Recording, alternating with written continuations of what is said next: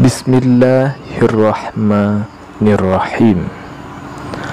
Assalamualaikum warahmatullahi wabarakatuh. Alhamdulillahi rabbil alamin. Wassalatu wassalamu ala ashrafil anbiya'i wal mursalin wa ala alihi wa ashabihi ajma'in. Asyhadu an la ilaha illallah wa asyhadu anna Muhammadar Rasulullah. Allahumma salli ala Sayyidina Muhammad wa ala ali Sayyidina Muhammad. Syukur alhamdulillah kita dapat berjumpa kembali di channel ini.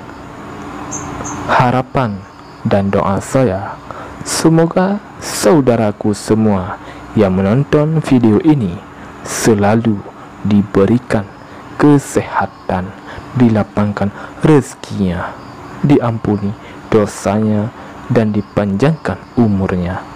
Amin, amin ya rabbal alamin. Sebagai seorang muslim, sudah selayaknya kita meneladani Rasulullah sallallahu alaihi wasallam yang memiliki akhlak yang mulia, karena orang yang berakhlak mulia derajatnya sama dengan orang yang berpuasa dan mendirikan salat malam. Rasulullah sallallahu alaihi wasallam bersabda, sesungguhnya orang yang berakhlak mulia sama derajatnya dengan orang yang berpuasa dan mendirikan salat. Hadis riwayat Ahmad. Rasulullah sallallahu alaihi wasallam juga bersabda, orang mukmin yang paling sempurna imannya adalah orang yang paling baik akhlaknya. Orang mukmin yang berakhlak mulia umumnya memiliki beberapa sifat-sifat, di antaranya adalah tidak melaknat dan mencaci maki, tidak pula mengadu domba dan menceritakan kejelekan orang lain, bersikap lemah lembut dan santun, sabar dan suka mempermudah.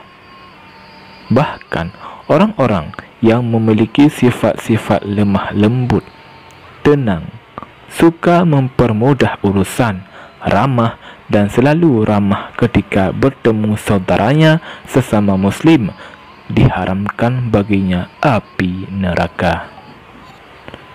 Dari Abdullah bin Mas'ud radhiyallahu anhu, ia berkata, telah bersabda Rasulullah sallallahu alaihi wasallam, maukah kamu aku tunjukkan orang yang diharamkan neraka baginya? Para sahabat menjawab, tentu saja wahai Rasulullah. Beliau Rasulullah sallallahu alaihi wasallam menjawab, haram tersentuh api neraka orang yang hayyin, layyin, qarib, sal. Hadis riwayat At-Tirmizi dan Ibnu Hibban. Lalu, siapa saja sifat orang-orang yang tidak akan tersentuh api neraka tersebut? Yang pertama, hayyin.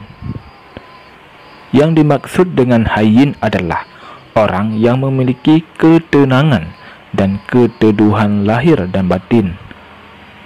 Orang-orang yang memiliki sifat seperti ini cenderung teduh jiwanya, tidak mudah memaki orang lain, dan tidak mudah melaknat orang lain. Dari Abu Hurairah radhiyallahu anhu, ia berkata, ada seorang laki-laki yang meminta wasiat kepada Nabi Muhammad sallallahu alaihi wasallam. Wasiatlah saya. Beliau bersabda, janganlah kamu marah. Lelaki itu mengulanginya lagi, tetapi beliau tetap menjawab, janganlah kamu marah. Hadis riwayat Bukhari. Yang kedua, layyin. Sifat kedua adalah layyin, yaitu sifat yang dimiliki oleh orang yang lembut dan santun, tutur kata maupun perbuatan selalu baik dan selalu menginginkan kebaikan untuk sesama manusia. Rasulullah SAW memberikan teladan kepada kaum muslim untuk senantiasa bersikap lemah lembut dan santun kepada orang lain, karena sifat ini termasuk salah satu tanda orang yang berakhlak mulia atau berbudi pekerti yang baik. Dari Abdullah bin Amr bin Al-As radhiyallahu anhu, ia berkata, Rasulullah SAW itu bukan seorang yang kotor, baik kata-katanya atau tindakannya, dan tidak pula seorang yang bersengaja hendak berbuat kekotoran, baik kata-katanya atau tindakannya. Beliau, Rasulullah SAW bersabda, sesungguhnya termasuk dalam golongan orang-orang yang terpilih di antara engkau semua adalah orang yang terbaik budi pekertinya. Yang ketiga, qarib. Adapun yang dimaksud dengan qarib adalah orang yang super dan cepat dekat dengan siapa saja. Umumnya, orang yang memiliki sifat qarib mudah akrab dengan orang lain, ramah, enak diajak bicara, murah senyum saat bertemu, tidak sinis atau galak terhadap orang lain. Dari Abu Dzar radhiyallahu anhu, ia berkata, Rasulullah SAW bersabda kepada saya, janganlah sekali-kali meremehkan perbuatan baik walaupun menyambut saudaramu dengan muka ceria.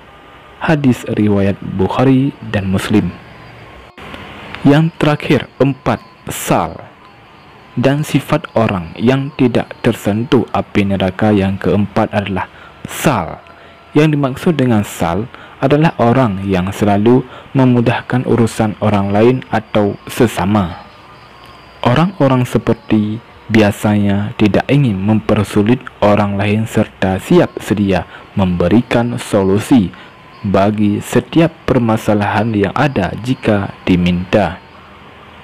Dari Anas radhiyallahu anhu, Rasulullah SAW bersabda, permudahlah dan jangan kalian mempersulit, gembirakan dan jangan kalian menakut-nakuti.